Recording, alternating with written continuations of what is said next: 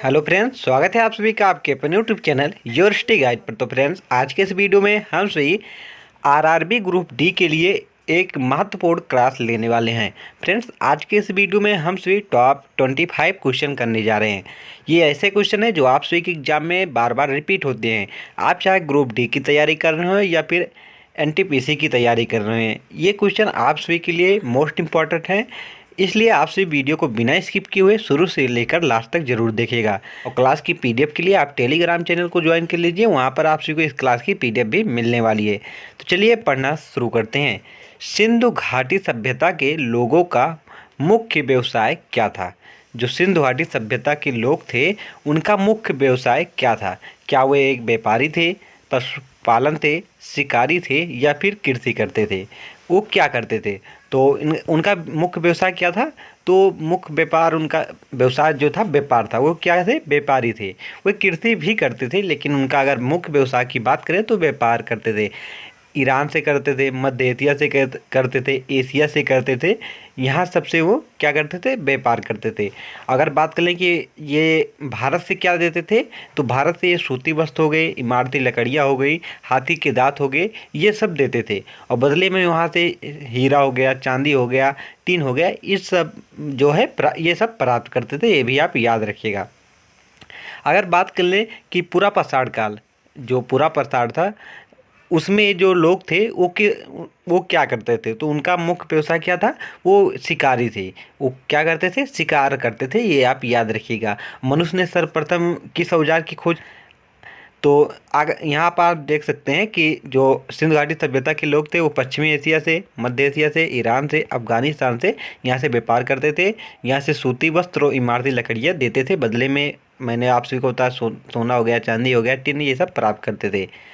हड़प्पा, जो हड़प्पा सभ्यता है किस युग की सभ्यता थी? हड़प्पा सभ्यता है किस युग की सभ्यता थी? कांस्य युग की थी, लौह युग की थी, नवपाषाण युग की थी या पूरा पाषाण युग की थी? तो राइट आंसर क्या है?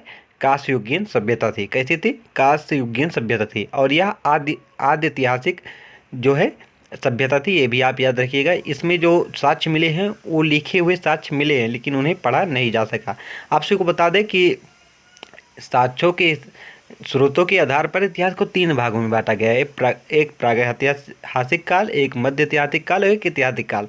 प्रागैतिहासिक काल जो है उसमें लिखित साक्ष्य नहीं मिले हैं, लेकिन ऐतिहासिक जो मध्य ऐतिहासिक काल है या आद्य ऐतिहासिक काल है उसमें लिखित साक्ष्य मिला है, लेकिन पढ़ा नहीं जा सका। और जो ऐतिहासिक काल है उसमें लिखित साक्ष्य मिला है और उसे पढ़ा भी जा चुका है। जो जैसे वैदिक सभ्यता की आगे की जो सभ्यता है वो सब क्या है? ऐतिहासिक काल में आती है। और जो सिंधु घाटी सभ्यता है वो आद्य ऐतिहासिक सभ्यता में आती है। ये भी आप याद रखिएगा। आगे देखते हैं। मनुष्य ने सर्वप्रथम तांबे धातु की खोज की थी। ये भी आपको पता ही है, मैंने ऊपर अभी बताया। और अगर बात कर लें कि कांसा कैसे बनता है, तो तांबा प्लस टीन से बनता है। ये भी आप याद रखें। आगे देखते हैं। सिंधु सभ्यता के घर किसके बने थे? जो सिंधु घाटी सभ्यता के घर थे वो किसके बने थे? लोहे के, ईंट के, पत्थर से, लकड़ी के? तो राइट आंसर क्या है? राइट आंसर ऑप्शन हमारा बी है, ईंट के बने थे। किसके बने थे? ईंट के बने थे। अगर पूछा जाए कि ईंट का स्वरूप कितना था, तो 4:2:1 था। कितना था? 4:2:1 था। आगे देखते हैं। सिंधु सभ्यता का बंदरगाह कौन सा था? जो सिंधु घाटी सभ्यता था उसमें बंदरगाह कौन सा था, ये आपसे से पूछा जा रहा है। तो क्या कालीबंगा था, या लोथल था, धोलावीरा था या मोहनजोदड़ो था? तो राइट आंसर क्या है? लोथल था। अब बात कर लें लोथल, ये किस राज्य में स्थित है? ये आपसे इसे पूछा जाए तो गुजरात आप बताएंगे। क्या बताएंगे? गुजरात बताएंगे। गुजरात में था। यहाँ पर जो है हाथी के दांत भी पाए गए थे, 3 युगल समाधि भी पाई गई थी। ये भी आप याद रखिएगा। अग्निकुंड के साक्ष्य भी पाए गए थे। अब बात करें धोलावीरा, धोलावीरा जो है ये भी गुजरात में स्थित है। और यहाँ पर जो लकड़ियों की जो लकड़ी थी उसकी नाली बनी थी, उसके साक्ष्य मिलते। सिंध घाटी में अधिकतम जितने भी नगर थे वो 2 भागों में विभाजित थे, एक पूर्वी भाग, एक पश्चिमी भाग। पूर्वी भाग में गरीब लोग निवास करते थे और पश्चिमी भाग में जो थे अमीर भाग में अमीर लोग निवास करते थे। लेकिन धोलावीरा जो है 3 भागों में विभाजित पाया गया था। ये भी आप याद रखिएगा। मोहनजोदड़ो कहाँ पर है? ये पाकिस्तान में है। ये भी आप याद रखें। आगे देखते हैं। सिंधु सभ्यता का सर्वाधिक उपयुक्त नाम क्या है? सिंधु घाटी सभ्यता का सर्वाधिक उपयुक्त नाम क्या है? क्या हड़प्पा सभ्यता है, सिंधु सभ्यता है, सिंधु घाटी सभ्यता है या सरस्वती सभ्यता है? तो राइट आंसर क्या है? ऑप्शन ए बिल्कुल राइट है, हड़प्पा सभ्यता है। क्या है? हड़प्पा सभ्यता है सिंधु घाटी का सर्वाधिक उपयुक्त नाम। क्यों इसका नाम हड़प्पा सभ्यता पड़ा, अगर ये पूछा जाए तो सिंधु घाटी में सबसे पहला खोजा गया स्थल जो था हड़प्पा था, जो वर्तमान पाकिस्तान में स्थित है, इसलिए सिंधु घाटी सभ्यता का नाम क्या पड़ा? हड़प्पा सभ्यता पड़ा। ये भी आप याद रखिएगा। वहीं बात कर लेंगे मोहनजोदड़ो। मोहनजोदड़ो कहाँ पर स्थित है? मैंने आप सभी को बताया ये पाकिस्तान में स्थित है। मोहनजोदड़ो का अर्थ क्या होता है, अगर ये पूछा जाए आपसे से तो आप बताएंगे क्या? मृतकों का टीला। क्या? मृतकों का टीला होता है, ये भी आप याद रखिएगा। नेक्स्ट, अब देखते हैं महात्मा गांधी जी कांग्रेस अधिवेशन में कितनी बार जो है अध्यक्ष रह चुके हैं, ये आपसे से पूछा जा रहा है। महात्मा गांधी कांग्रेस अधिवेशन में कितनी बार अध्यक्ष रह चुके हैं? तो राइट आंसर क्या है? एक बार। कितनी बार? एक बार। कब बने थे और कहाँ पर बने थे, ये आपसे से पूछा जाता है। तो अगर बात कर लें कहाँ पर बने थे, तो बेलगांव अधिवेशन में। कहाँ पर? बेलगांव अधिवेशन में बने थे। कब और कितनी बार बने थे? एक बार बने थे, ये आप याद रखिए। नेक्स्ट, संविधान सभा के अस्थायी अध्यक्ष कौन थे? संविधान सभा के अस्थायी अध्यक्ष कौन थे? तो राइट आंसर क्या है? ऑप्शन हमारा ए बिल्कुल राइट है, डॉक्टर सच्चिदानंद सिन्हा। कौन थे? डॉक्टर सच्चिदानंद सिन्हा संविधान सभा के अस्थायी अध्यक्ष थे। कब बने थे? 9 दिसंबर 1946 को। कब? 9 दिसंबर 1946 को बने थे, ये आप याद रखिएगा। वहीं बात कर लें डॉक्टर राजेंद्र प्रसाद, तो संविधान सभा के अस्थायी अध्यक्ष बने थे। कब बने थे? 11 दिसंबर 1946 को ये संविधान सभा के अस्थायी अध्यक्ष थे। बात कर लें बी एन राव की। बी एन राव कौन थे? तो संविधान सभा के सलाहकारी अध्यक्ष थे। कौन थे? संविधान सभा के सलाहकारी अध्यक्ष थे। वहीं बात करें पंडित जवाहरलाल नेहरू। पंडित जवाहरलाल नेहरू ये क्या कौन थे? तो ये प्रांत समिति के अध्यक्ष थे, ये भी आप याद रखें। आगे देखते हैं अब, भारतीय संविधान में प्रस्तावना किसने पेश की? भारतीय संविधान में प्रस्तावना किसने पेश की? तो राइट आंसर क्या है? पंडित जवाहरलाल नेहरू ने। किसने? पंडित जवाहरलाल नेहरू ने। कब पेश की थी? तो 13 दिसंबर 1946 को। कब? 13 दिसंबर 1946 को पेश की थी। और संविधान सभा ने इसे माना कब? तो 12 जनवरी 1947 को इसे स्वीकार किया था, ये भी आप याद रखिएगा। पेश 13 दिसंबर 1946 को, लेकिन मान्य कब इसे स्वीकार कब किया गया? 22 जनवरी 1947 को। आगे देखते हैं अब, भारतीय संविधान की स्थापना किसने की थी? भारतीय संविधान की स्थापना किसने की थी? ये बड़ा कंफ्यूजिंग क्वेश्चन है, यहाँ पर काफ़ी स्टूडेंट जो है गलत आंसर करते हैं। भारतीय संविधान की स्थापना किसने की थी? क्या डॉक्टर भीमराव अंबेडकर ने, संविधान सभा ने, विधानसभा ने, या किसी ने नहीं? तो राइट आंसर क्या है? संविधान सभा ने की थी। किसने की थी? संविधान सभा ने की थी। काफ़ी स्टूडेंट क्या टिक करेंगे? डॉक्टर भीमराव अंबेडकर ने किया था, लेकिन नहीं, संविधान सभा ने ही संविधान की स्थापना की थी। अगर बात करें कि भारतीय संविधान का जनक किसे कहा जाता है, तब आप टिक करेंगे डॉक्टर भीमराव अंबेडकर को। ये क्या थे? संविधान सभा के प्रारूप समिति के अध्यक्ष थे, ये भी आप याद रखिएगा। आगे देखते हैं, अंकोर वाट का मंदिर कहाँ पर स्थित है? अंकोर वाट कहाँ पर स्थित है, या अंकोर वाट का मंदिर कहाँ पर स्थित है? तो राइट आंसर क्या है? कंबोडिया में। कहाँ पर? कंबोडिया में स्थित है, यह भी आप याद रखिएगा। नेक्स्ट, भीमबेटका किसके लिए प्रसिद्ध है? भीमबेटका जो है वह किसके लिए प्रसिद्ध है? तो राइट आंसर क्या है? गुफाओं के शैल चित्र के लिए। किसके लिए? गुफाओं के शैल चित्र के लिए प्रसिद्ध है। नेक्स्ट, भारत में चार बाग शैली का प्रथम मकबरा कौन सा है? भारत में चार बाग शैली का प्रथम मकबरा कौन सा है?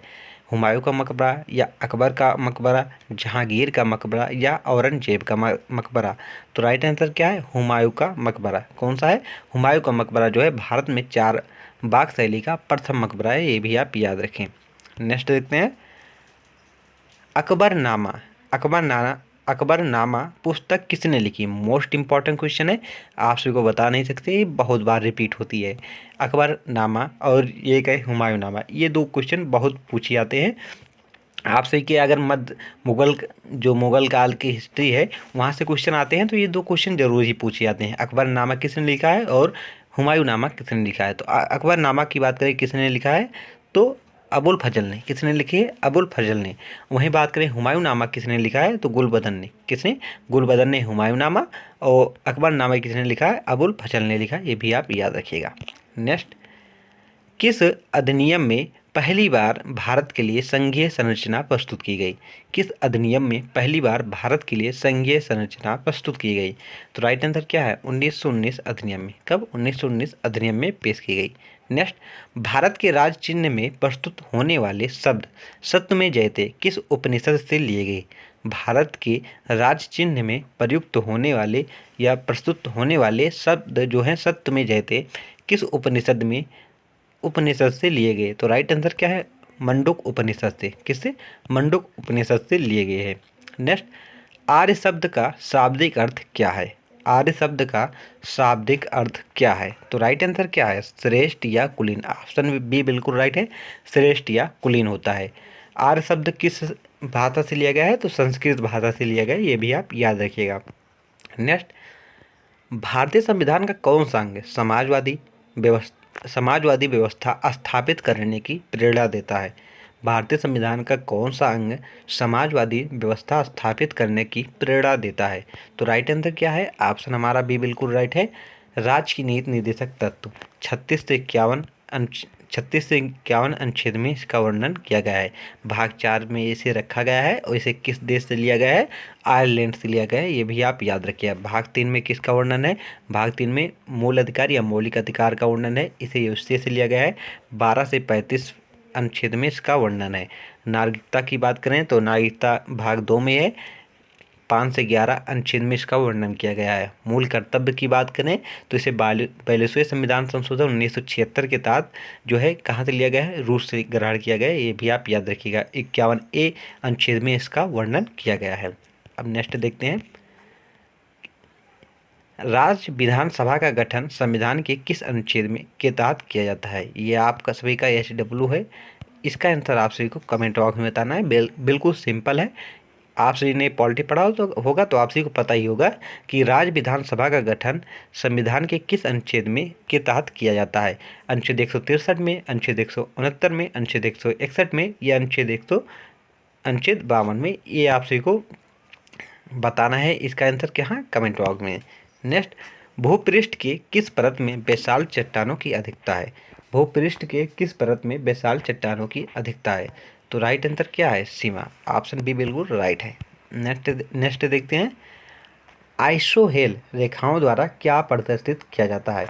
जो आइसोहेल रेखाएं होती हैं इनके द्वारा क्या जो है प्रदर्शित किया जाता है? समान वर्षा को, समान धूप को, समान हिमपात को, समान ऊंचाई को। तो राइट आंसर क्या है? ऑप्शन हमारा डी बिल्कुल राइट है, समान ऊंचाई को। नेक्स्ट देखते हैं, गदर पार्टी का संस्थापक कौन था? जो गदर पार्टी है इसके संस्थापक कौन थे?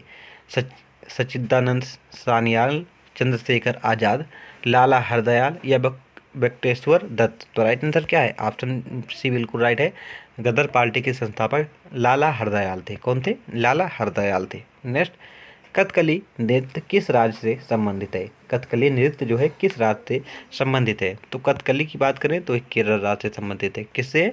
कथकली कहाँ का है? केरल का है। अगर बात करें तमिलनाडु का जो है शास्त्रीय नृत्य कौन सा है? भारतनाट्यम है। आंध्र प्रदेश का क्या है? कुचिपुड़ी है। उत्तर प्रदेश का कौन सा है? कथक है। उत्तर प्रदेश का कौन सा है? कथक जो है शास्त्रीय नृत्य उत्तर प्रदेश का, ये भी आप याद रखिएगा। मोहिनीअट्टम कहाँ का है? केरल का है। सत्रिया कहाँ का है? असम का है, ये आप सब याद रखिएगा। त्रिभाषा सूत्र की सिफारिश किस समिति ने की थी? त्रिभाषा सूत्र की सिफारिश किस समिति ने की थी? तो राइट आंसर क्या है? ऑप्शन हमारा बी बिल्कुल राइट है, जो कोटारी समिति है इसने की थी, ये भी आप याद रखिए। इंपॉर्टेंट क्वेश्चन है ये, आपसे एक एग्जाम में पूछा जा चुका है और पूछा जाएगा, क्योंकि ऐसा क्वेश्चन सभी स्टूडेंट नहीं कर पाते हैं, लेकिन आप सभी जरूर करेंगे क्योंकि आप सभी मेहनत कर रहे हैं। आगे देखते हैं, प्रकाश का कड़ी का सिद्धांत किसने दिया था? प्रकाश का कड़ी का सिद्धांत किसने दिया था? क्या पाउली ने दिया था या फिर जूल ने दिया था, कॉप्टन ने दिया था या न्यूटन ने दिया था? तो प्रकाश का कड़ी का सिद्धांत जो है कड़ी किसने दिया था? न्यूटन ने दिया था। वहीं बात कर लें गुरुत्वाकर्षण का सिद्धांत किसने दिया था? न्यूटन ने दिया था। अगर बात करें गति का नियम किसने दिया था? न्यूटन ने दिया था। अगर बात कर लें कि न्यूटन का जो प्रथम गति का नियम है वो क्या है, तो प्रथम गति के नियम में इन्होंने बताया अगर कोई वस्तु स्थिर है तो स्थिर ही रहेगी जब तक उस पर कोई बाह्य बल ना लगाया जाए। और इनका प्रथम नियम को ही, इनके प्रथम गति के नियम को ही जड़त्व का नियम कहते हैं, ये भी आप याद रखिएगा। और इनका द्वितीय जो गति का नियम है उसे बल का नियम कहते हैं। उसमें इन्होंने फार्मूला क्या दिया है, एफ बराबर एम में। यहाँ पर एफ जो है फोर्स है, एम जो है मास है, और ए जो है त्वरण है, ये भी आप याद रखिएगा। तो फ्रेंड्स, आप सभी को वीडियो कैसा लगा है कमेंट बॉक्स में जरूर बताइएगा। अगर वीडियो पसंद आ रहा है तो चैनल को सब्सक्राइब करें, वीडियो को लाइक करें तथा अपने फ्रेंड के पास शेयर करें, ताकि आपका अपना चैनल और आगे ग्रो कर सके। Thank for watching this video. चलिए मिलते हैं नेक्स्ट वीडियो में।